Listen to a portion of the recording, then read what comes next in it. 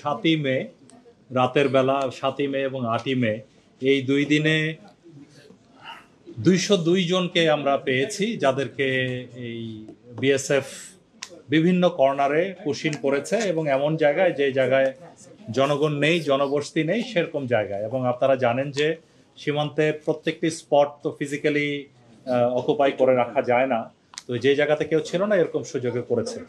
এই 202 জনের মধ্যে আমরা পরে আমাদের মাননীয় উপদেষ্টার নেতৃত্বে আমরা আমাদের মন্ত্রণালয়ে মিটিং করে তারপরে সিদ্ধান্ত নিয়ে তাদেরকে পুলিশের মাধ্যমে, এসবির মাধ্যমে ভেরিফিকেশন করে যাদেরকে বাংলাদেশি পেয়েছি।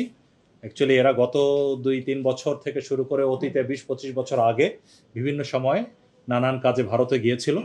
তবে তাদের মধ্যে তাদের সন্তানাদিও আছে যারা অনেক আগে গিয়েছিল। এইসব সন্তানাদি কিন্তু তারা ভারতের আধার কার্ড বা অন্যান্য ডকুমেন্টস পেয়েছিল, বাট পুলিশ বা বিএসএফ তাদের এগুলো রেখে দিয়ে তারপরে পুশিং করেছে। তো যাই হোক, এরপরে যেটা যাদেরকে বাংলাদেশি পাওয়া গেছে তাদেরকে প্রশাসনের মাধ্যমে তাদের নিজ নিজ এলাকায় প্রত্যাবর্তনের বিষয়টি প্রক্রিয়াধীন আছে। আবার এর মধ্যে 39 জন রোহিঙ্গা পাওয়া গেছে। এই রোহিঙ্গা যারা আমাদের এফডিএমএন ক্যাম্পে বিভিন্ন সময় রেজিস্টার্ড ছিল, কোনোভাবে ওরা পালিয়েছে ওদিকে, তো তাদেরকে আমরা ওই এফডিএমএন ক্যাম্পে আমাদের RRRC আর UNHCR এর মাধ্যমে তাদেরকে ক্যাম্পে ফেরত পাঠিয়েছি।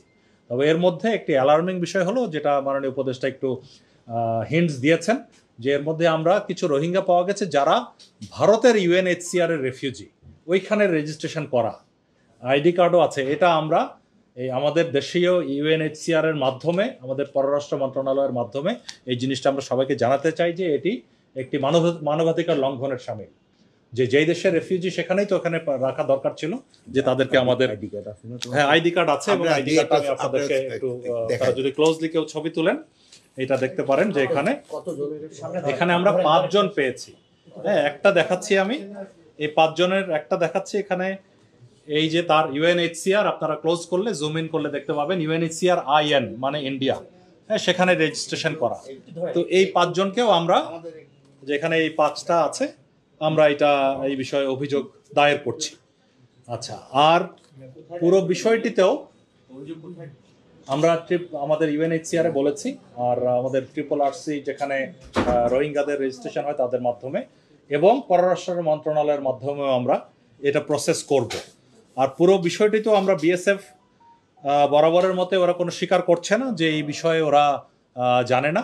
এটা হয়তো তারা নিজেই চলে গিয়েছিল ভারতে, ওরা আবার নিজেই প্রত্যাবর্তন করেছে, এই ধরনের বলার চেষ্টা করছে।